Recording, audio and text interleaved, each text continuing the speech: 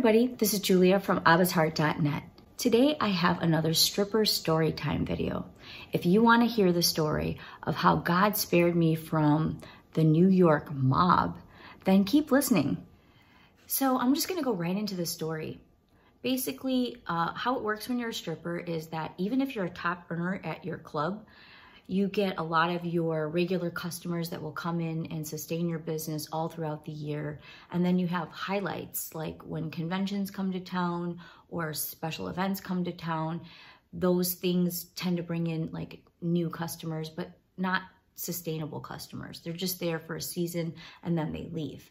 So anyway, I had been working for a while at this club and had become a top earner at the club, but we had heard that there was other clubs that were doing really well. And if we went to those places, we could probably triple our money. And so we heard the rumors and we wanted to see if it was true. And we were also kind of ready for something new.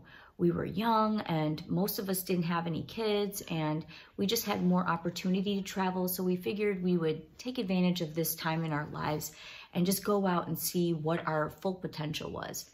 So my girlfriend did the research and she looked into all the clubs that we could go to. And one of the top clubs out there, I won't say the name, but it's in New York. It was in downtown New York and it was made famous by a zany radio host. Let's just say that. All the celebrities and all the musicians and all the famous people would kind of stop by this club if they were in New York. So we decided we would try and get a job there. Anyway, so my girlfriends and I, we planned this trip and we rent an apartment in Chelsea, 26th and 7th in Chelsea. And it was really fun, actually. And we were looking for an adventure and we definitely found an adventure. It was definitely an experience I will never forget. First of all, apartments in Chelsea are not like apartments even in Chicago. They're extremely tight and small and they're not designed with space efficiency in mind. They're very out of date usually because they're just moving people in and moving people out and they're pushing renters in and out and they just don't update them, at least the building that we were living in. Ironically, we were living above a place called the Ho Ho Chinese restaurant, which we thought was hilarious because we were all strippers and, you know. So the way it works for strippers is that you don't just automatically get a job. You have to audition for that club. And each club has their style of kind of the dancer that they want in their club. And of course, every guy has their thing. There's all types of desires out there. So there's all types of girls out there and body types out there. But each club kind of has their idea of like what clientele they want to attract and what kind of dancers they want to hire to attract that clientele. So we ended up dividing. Half of our group went to this famous club and then the other half went to another club that was just as good, but more of like natural build. I'm at this club where all the celebrities go to, and I met a ton of celebrities when I was there. In fact, like very famous people were asking me out, and it was really interesting because the dynamic was so different from what I was used to at my club. We would see celebrities every now and again. A lot of the bears would come in and whatever in Chicago, but it wasn't the amount and the largeness of the celebrity that would come in Chicago. We're talking about in New York, we would get really extremely famous people.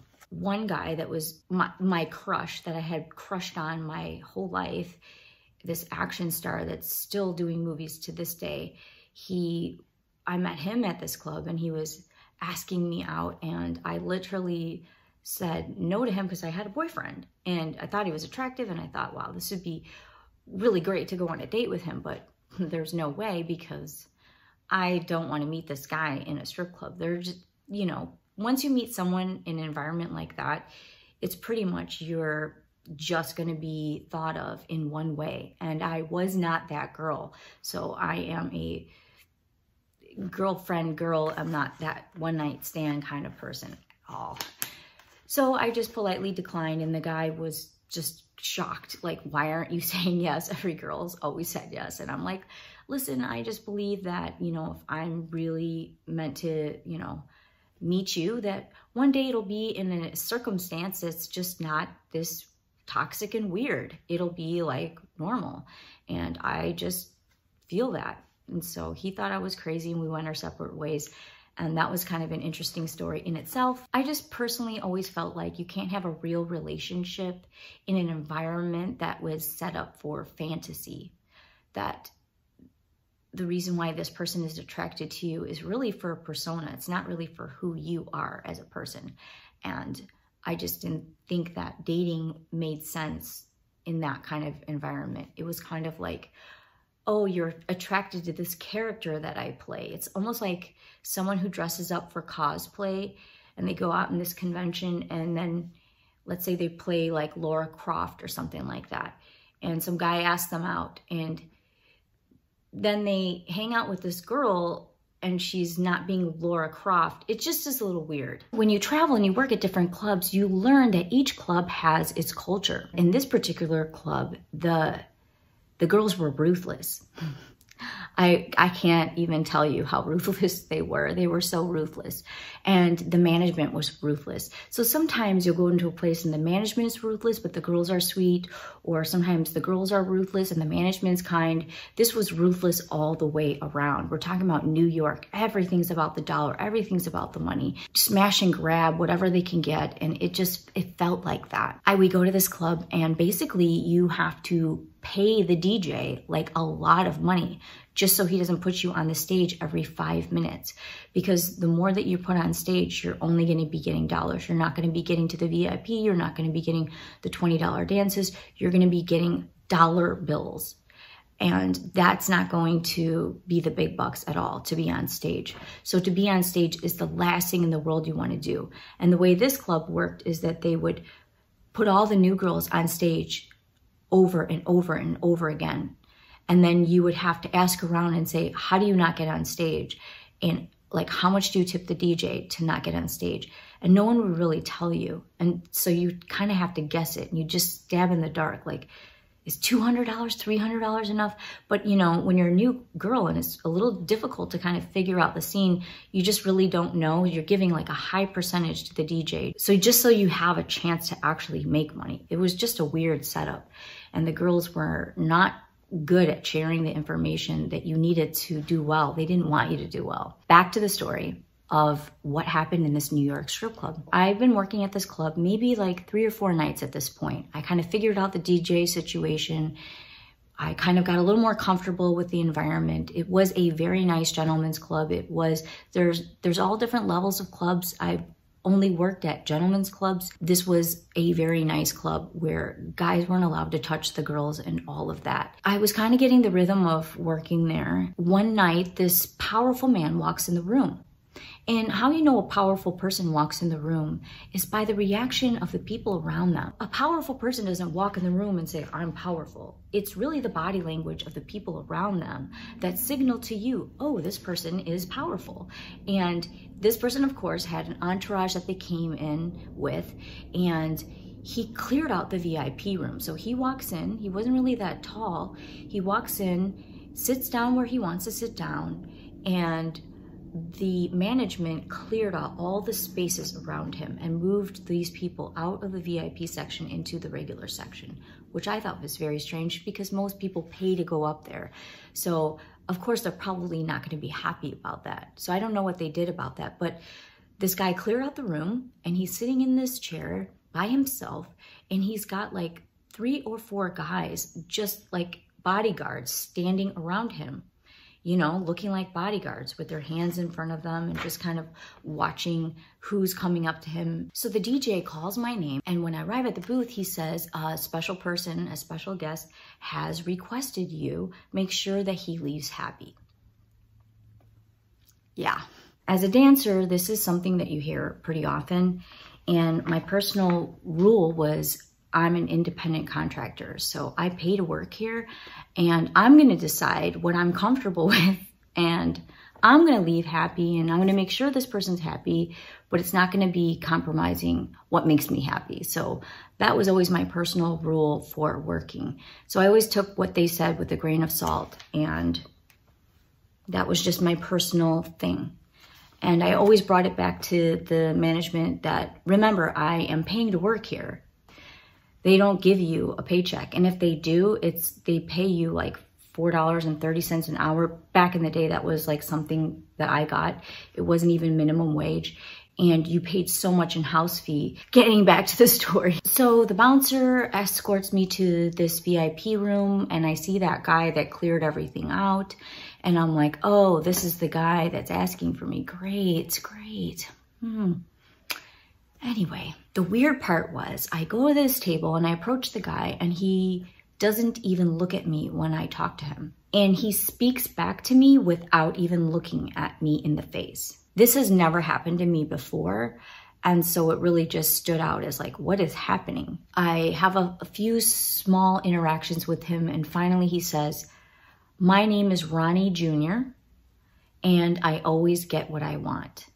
Now just keep in mind, I'm not using real names here because we're talking about real people. So I'm not trying to get myself in trouble. So I say, okay, and I put out my hand to shake his, and he doesn't even take my hand. And I'm like, okay, I'm just praying inside that this guy who's extremely high maintenance and rude is even worth the trouble of dealing with. But I just kind of swallow it and I hope for the best. So he says to me, sit, and he orders me like a dog. I comply, and I'm just looking at the clock like, when is this gonna be over? I don't appreciate being treated like a dog. I can work somewhere else, I don't need this. He says to me, you look like a whore. Just so you know, sir, you came into a strip club. Like, the whore look is kind of like the look going on inside here. This is what I'm thinking in the inside, but I'm like confused. Like, he is an old man and he's obviously seasoned. He knows everybody in this club. Why is he talking to me this way? Why is he surprised? Why is he saying this? I bite my lip. I'm thinking all these thoughts, but I actually say, yes. Well, looks can be deceiving. I could tell that he's not humored by my humor. And he says to me, everyone who walks through that door has a price. We all have our price. And he takes this slow drag from his cigarette, and his dark eyes now are looking straight at me, just piercing through me. This man who would not even look at me at all is now finally addressing me and looking me straight in the eye. I say to him, well, you have me wrong. And I think, you know what? My time here is done. So if you want to talk like that, then you're going to have to find like somebody else, because I just don't want to listen to this. I'm just over his mind games. He's really freaking me out. He's very dark. He's very condescending. There's something very evil about him that's scary. At this point, he's probably wasted about a half an hour of my night. And now you have to remember, as a dancer, you are paying a house fee. So when you walk into the club, you owe the club money. Unless you make that money back, you're gonna owe more money the next time you come into the club. So you could go into debt actually coming into work. So it is your job to hustle and make as much money as you can, because the clock is ticking and people are watching. They're actually counting how many dances that you do. So not only do you have to pay a house fee, you have to pay a percentage of every dance that you give. And then you have to tip the DJ. It is a serious business, and time is everything for a dancer. So this guy has swallowed about a half an hour of my time, and I'm concerned at this point if I can catch up the loss that he's already cost me. I turn to leave, and he says, sit down. It was the command of his voice that just stopped me. I don't know why, but there was something about him that was very scary, and I just sat down. And he begins to start telling me rules of what it would take if I was his girlfriend. Like, these are my rules. This is what my girlfriend does. The things that I would wear and how I would address him. And I was just sitting in stunned awe. Like, who is this guy? What kind of He's having a conversation at me. He's not even having a conversation with me. He's not gauging the temperature of the room. I'm not even interested. I'm not throwing out the signs that I like him, that I'm interested in him. I'm looking at the clock every minute. I'm trying to figure out how to get out of here. And he's just telling me these rules as if I am listening to them. But I feel like I'm listening to them because I have no choice. So he's talking to me and I'm searching my head like, what should I do? How do I get out of this? And he was acting very volatile and erratic, and I quickly learned with him that silence was key. That the more I talked, the more he would get upset. Because the bottom line, I wasn't a person. I was a thing. And the more I talked, that would show that I was a person, and he didn't want to experience a person. He wanted to experience a thing. So I just shut up. And I did for a long time. And eventually he pauses and he says, so what are your thoughts?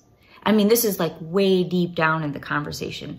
I've kind of like given up at this point. I'm probably about an hour in, an hour and 15 minutes in.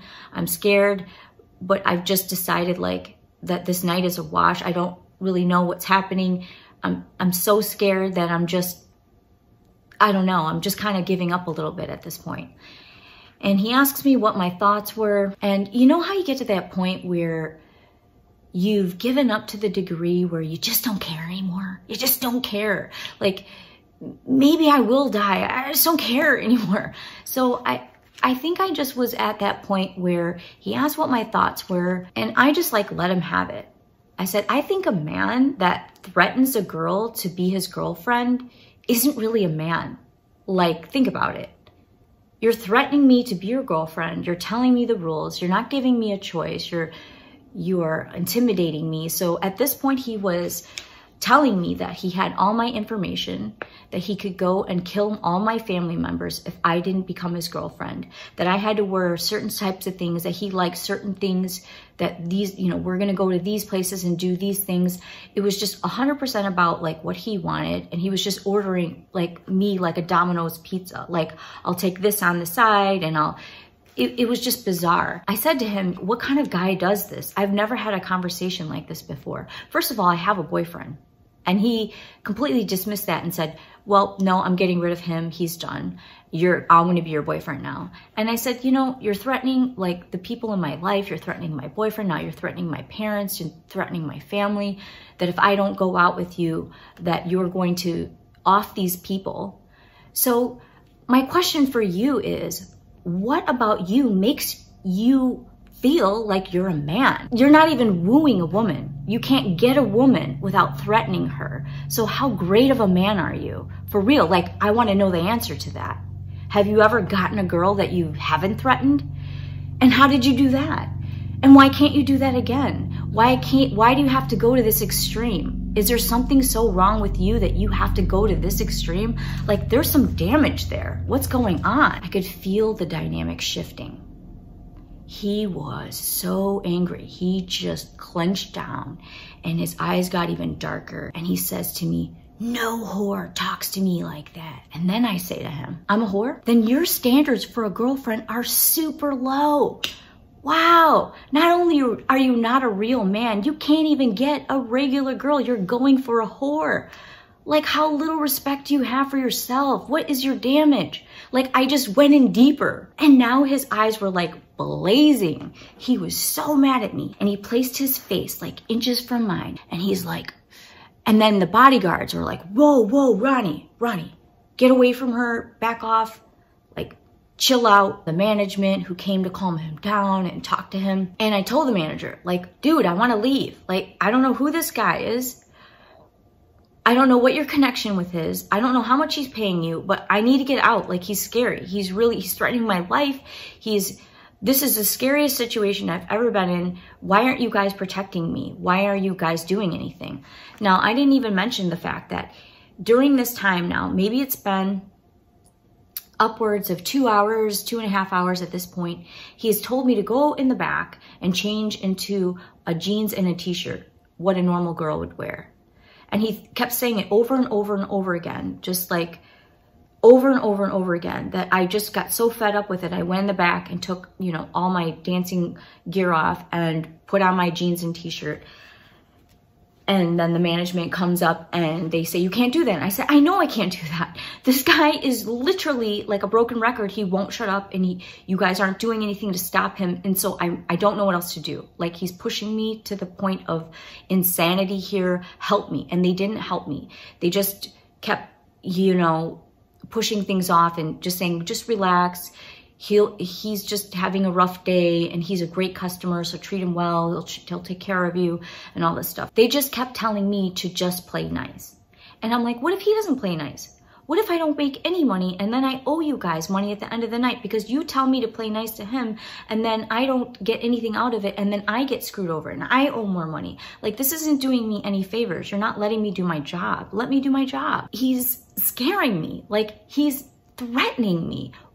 Where are you guys? Like, you're supposed to protect me. I'm paying you money to protect me. I'm paying you money so I have a safe place to work. Like, that's how this system works. I pay you so you keep me safe. The bouncers are here to keep me safe. Nobody's keeping me safe. Nobody's keeping me safe. You guys are all keeping him safe. Like, what's going on with that? So there was something really corrupt about it. I was forced once again to sit back down at his table. He refused to see anybody else. He wanted me there, and they were just placating to him. This mental abuse just kind of kept escalating. And of course, he was angry from what I had said that was standing up to him. My body was just buzzing from the adrenaline. I was wired with fear and exhaustion at the same time. Like, it was so mentally taxing to hold this guy off, to deal with his emotional stuff, his mental torment and all the things. I was just stressed from trying to hold myself together while this guy was doing all these abusive things towards me. The night is getting towards the end of the night. So we're talking about a lot of money down the drain, and I'm scared now because the night is starting to end, and what's going to happen? How are these people who haven't even protected me inside this club, how are they going to keep me safe if I come out of the club? This guy's threatened my family. He's threatened my boyfriend. He's got my driver's license information. Like, he knows how to find me. So my mind just kind of went into a panic, and I just knew in my gut that if I didn't do something extreme, that this person could really hurt me. And I know from the darkness in his eyes that he has killed people before, that it wasn't an empty promise, and that getting rid of me wasn't really a big deal, or getting me beat up or raping me or doing whatever this guy does wouldn't be too much of a stretch for him. I know this came from God. So I'm sitting there and I'm like, I don't know what to do about this. And all of a sudden, I just feel this courage just rise up inside of me. And I look straight at him and I say, you know what? You're right. You could kill me right now. You could kill me. You could kill me after work. You could kill me next week. I said, but you know what you can't do? And he's like, what? And I said, you can't take my soul, because that's already given to someone else. Can't take my soul. I know where my soul's gonna go. I said, but you, the one who threatens people, that does this and this, I said, if you were to die tonight, tell me this, where would your soul go? Where, Ronnie? And he sat back, and all the color just drained out of his face. And he looks at me, he's like, I don't know. I don't know where I go. Where would I go? How do you know? How does anyone know where they go? How do you know for sure where you're gonna go? I mean, the panic in his face. I said, well, guess what? I know where I'm gonna go. And I said, do you wanna know for sure where you can go? You can be sure tonight, but you gotta listen to every word I'm saying right now. And so he said, okay.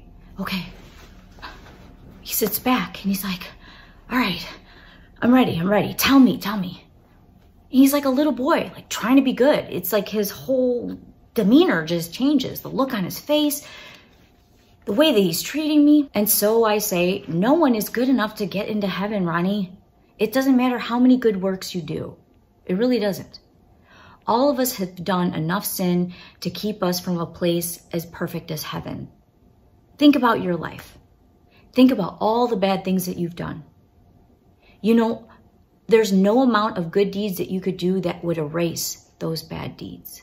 That's not how it works. And he looks at me and he's like, I've done some terrible, terrible things. I can't even tell you the things I've done. They're so terrible. God will never accept me. And he just hung his head in shame. And I said, yeah, God really doesn't have to. But you know what? It's his grace that makes it possible. And so he looks up and he's like, what do you mean? And then I explained how Jesus came and he lived a sinless life to show us how to live and to make the ultimate sacrifice for our sins on our behalf. And I told him that even if my life didn't look like a great example, as a young girl, I had given my heart to Jesus. And no matter what, I believed that Jesus had the power to forgive me of my sins. So after explaining this salvation, I asked Ronnie if he was ready for God to forgive him. And he said yes. And I kid you not, in the middle of that strip club in New York City, he bowed his head and said the salvation prayer with me. As soon as he finished, Ronnie looks up and says, get out of here. Get out of here right now. Get out of here right now. I'm high right now and I might change my mind in 5 minutes and you won't be safe. Just get out of here right now. And I quickly hugged him and left. I took a cab and I never went back. And that was my last night of dancing in New York City. I share this story because not to glorify the strip club, not to even glorify like what I did in that situation, because I honestly feel that if I were to die that day, I probably wouldn't have gone to heaven. Because what comes to my mind is there's a Bible verse that says, you will know them by their fruit. And at that point in my life, Jesus was not my Lord. I had claimed him. I had wore jewelry like a cross on my neck. I had claimed Jesus, but I was not living for Jesus. I was not letting Jesus change me from the inside out. He was an addition that I had added into my life as a young child, but I had not really fully matured in letting him change me. And so a true believer will have fruit in their life. I was doing something like dancing that I didn't morally agree with. My spirit and my conscience wasn't really okay with, but I was overriding what the Lord had put inside of me because I was living in fear and survival. I was making these choices and I wasn't choosing to trust Jesus with my life. So honestly, when I look back at it, and I'm not quite sure, so maybe some of you can share what your opinion is of it, but I feel like if I would have died right then, that I wouldn't have actually gone to heaven. And God even says in his word, there will be many people who said, but Lord, Lord, we prophesied in your name. You know, we cast out devils in your name. And he says, depart from me, I never knew you. And so those two verses always come to my mind when I think about the years that I had known of Jesus in my head, but I didn't let Jesus affect my heart. And I didn't let Jesus go into my life. I didn't let Jesus change who I was to become more and more like him and less like sin. That's just my little rant on what I think my salvation was at that point. But what I love about the story is God will use anyone. He will use anyone to get to the person that he needs to get to. So he loved Ronnie so much that he allowed me to go through that so that I could pass salvation on to this man who needed it. Now, I don't really know what happened to him. I don't know if his life changed and looked completely different. I was too scared to look him up. Actually, for years, I was afraid that he would try and find my family or try and find me. So I literally just pretended like that situation never happened for a long time. If you think that the stripping industry is safe and it's okay because you don't drink or because you don't do drugs or because of this or that, I just want you to know the environment itself is very seedy. It's very unclean. It's not from God. You might not be involved with drugs or any of that, but there are drug dealers that are carrying guns. There are people that are rapists. There are circumstances that are out of your control, and you are putting yourself in a place that is dangerous. And I never endorse the stripping thing. So I'm sharing these stories because I feel like they're interesting and they're God stories at the end of the day. God gets the glory out of these things.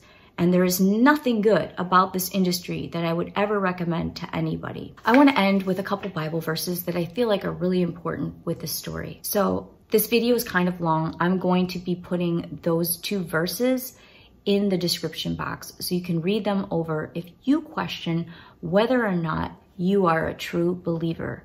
Read those Bible verses and ask yourself, God, do I have fruit in my life?